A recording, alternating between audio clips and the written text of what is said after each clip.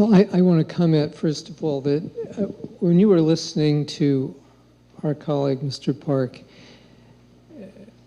you felt the energy and you felt how much fun he was having. And you feel that with entrepreneurs everywhere. This is great fun. It's fun to change the world. There's no possible reason for being cynical because you're changing the world. And your colleagues are like you. It's a wonderful community. And I also want to say that I quit law faster than he did. I was out of it in 7 weeks. That beats you, didn't it? Okay. So where are we in the conference?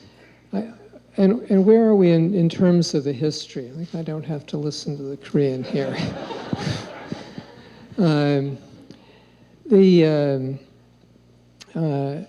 This is a historic moment. There's just so much stirring. You can see it all around. Many people starting things and learning how to do things. And they're all different.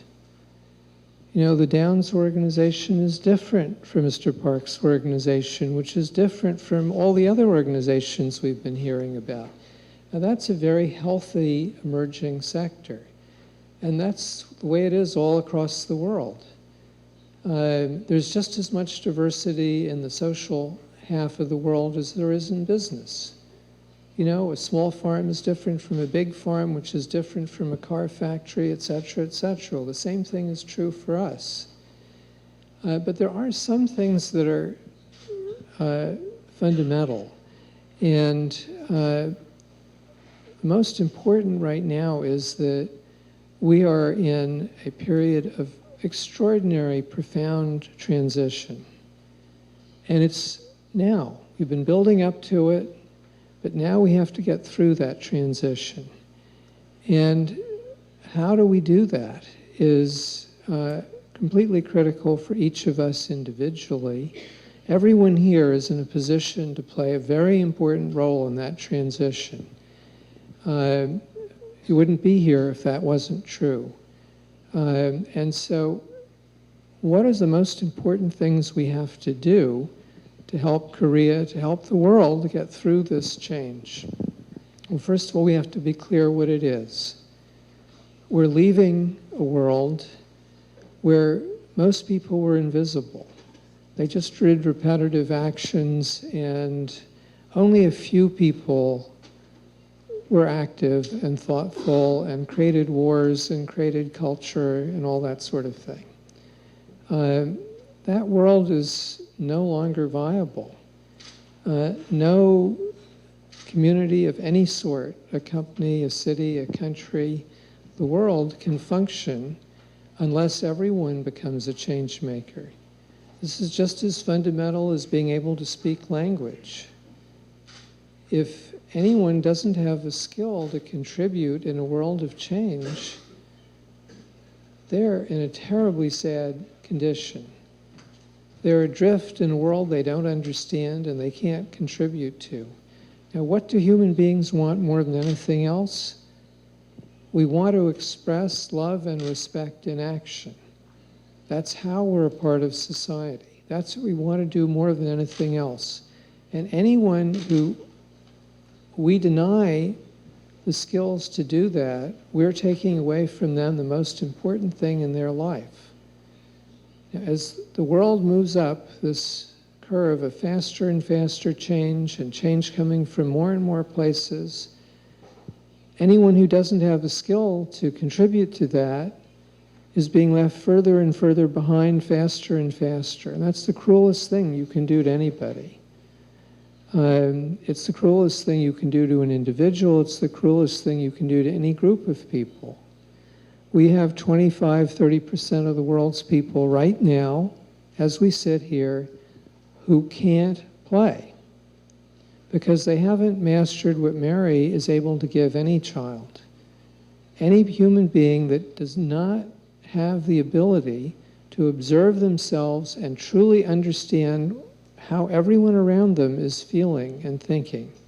And not just individuals, groups of people and institutions. Those people are unwelcome because they will hurt people and they will disrupt institutions. The faster the world changes, the rules cover less and less. 25–30% of the world people are unable to play. They're unwelcome. They're marginalized. Those are sort of fancy words for the most awful, cruel thing you can do to anybody. This is much worse than binding feet in old China. This is binding people's spirits so they can't contribute. Now, except for the fact that we are unconscious that we're doing this, that would be the worst crime you could imagine. Well, now, part of our job, all of our jobs, is to make sure that we do whatever we can to make sure that all the world's people are able to contribute in this new world that is now coming really quickly. That's critical for them, it's critical for every society. If Korea doesn't do it, Korea is going to be a failure as a society in 10 or 15 years. And the same thing is true for the US or any other society. If it does, and does it well, then it's going to be one of the most successful societies. And so that's the moment we're in. And so what are the key things we have to do? Well, obviously we want to have more social entrepreneurs. Why are they so critical? Because the faster things change, the more you have to change the systems. It's not just giving fish or helping people fish. You've got to change the fishing industry. And you've got to keep changing the fishing industry because the faster things change, the fishing industry as it was yesterday is already obsolete. So you need entrepreneurs who are looking at the systems change at all times. There's a confusion in the language. Entrepreneurs are different from change makers. That's not a statement that change makers are not hugely valuable. They are. They're people of values, they're giving. We need everyone to be a change makers, but there's a small number of people, it should be growing, who are focused on the systems, and that's why the entrepreneurs are so important. And how do we find them? Well, we've got them here, so let's honor them and let's help them, make them more visible, and let's connect them to the other great entrepreneurs in the world. And I have to admit, I was very irritated by this idea that Ashoka is about sort of solo, Wild West, I don't know, what was the phrase? Heroic leaders. But anyone who's in the process of change, you can't change if you don't work with people. You know, you don't, how do you change if you're not working with people? The whole point is that we're moving to a world of teams. A team, everyone is a player. Everybody. You have to respect everyone. You have to be really good to be a team player. It's complicated. You have to know where all the other team players are and what they're trying to do. And that's a very high level of social skill. So, you know, that's a false image. The entrepreneurs are not off by themselves. They're the people who, to be successful, they have to be incredibly skilled, starting with Mary's empathy and building through teamwork to leadership to change making. So the more powerful the person is as a change maker or an entrepreneur, the more skilled they have to be in these fundamental human skills. There's no division. So we need more social entrepreneurs. We need to make sure that every child and every young person before they're 21 has mastered this set of social skills. Empathy, teamwork, leadership, change making. How are they going to contribute if they don't have those skills and they don't know they have those skills and they don't have that confidence? The sort of energy you were hearing from Mr. Park, I mean, he loves what he's doing. He knows he can change anything. He can start anything. It doesn't matter what the field is. That's the spirit that everyone should have. That's a liberated human being who's happy, who's not afraid of anything because he knows he can deal with it. Everyone who's 21 should have that spirit. Now, the last thing is we really do have to change how we manage everything. The old way of telling people what to do and assuming that they're going to just keep doing it isn't going to work. those organizations, those cities, those countries, those religious groups, they're going to die. They can't function in this world. Change makers won't go there. And they're just not going to be able to deal with the rate of change we're going to be seeing. So you need the entrepreneurs, you need everyone to have the skills. We have to change how we run countries, cities, companies. Now, what can the people here in this room do? The most important thing we have to do is give people the liberation that they see this change in their strategic environment. People are very smart. Once they understand, oh, this is the change that's happening, there isn't a parent in the country who is going to sit still for their 15-year-old not practicing change-making the moment they understand that that's critical for their daughter's future. Critical. Not just nice, critical. The moment parents understand that, they're going to insist. And it's not hard. How do you insist? Everyone here who cares about anyone who is a 12-year-old or a 17-year-old, you can do the following. I am sure that within a month, you will hear that young person say, this is a mess. This part of the school isn't working well. This park is a mess. This stream is polluted. Right? Every young person sees these things just like the rest of us. Now, at that moment, you have an opportunity to say, well, what are you going to do about it? They say, what, me do something about it? And you say, yeah, why not?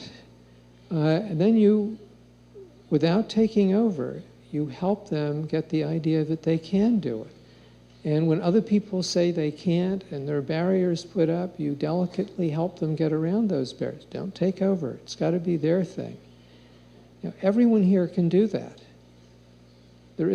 Everyone in this room knows at least one young person where you can give this incredible gift of their being like Mr. Park or Mary. They can have that sort of life if you take the time to give them that freedom. Now, of course, you can do more. In the last day or two, new superintendents of school were elected all over the country. Well, this is a good time to go and talk to them and say, you can have a really big impact. Do you see this change in the framework of society? If you can, the superintendents may not be able to change everything. They're like the rest of us. They're caught in these bureaucratic structures. But they can lead. They can talk to the parents' groups and say, are you helping your kids be change makers? And by the way, please help me change the school so that we can help them be change makers in schools. That's a gift to anyone who's a superintendent. You know writers. There are people here who know writers. There are writers in the room. Well, writers have the gift of being able to spread this message. They can talk to parents and the superintendents and the managers. They could, that's a huge power every writer has, and anyone here can talk to the writers you know. Help them see this framework, and they can be a key actor in making it happen. So now, you think about any group you're a part of, a church, a business. Is the church or is the business going to make this transition? Are they going to be an everyone a change maker institution, or are they going to cling to be an old hierarchy? Well, if you really care about that institution, start talking. Help them begin to see what the pattern is. Help them take small steps. So this is not a very complicated thing.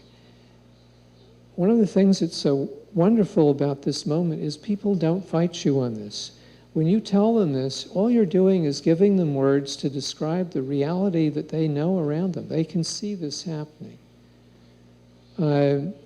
You're empowering them when you help them see. So there's one last thing. Yourself. Give yourself permission to be a change maker, to be an entrepreneur. When you help other people do it, this is the wonderful thing about humans. When you help that 17-year-old, you're helping yourself. When you help her see that she can be a change maker, the idea is sinking into your own mind. So every step you take to help others become change makers, you're moving down the path where you're more confident that you can do that, and vice versa. So please, please, please give yourself permission to change the world. Thank you.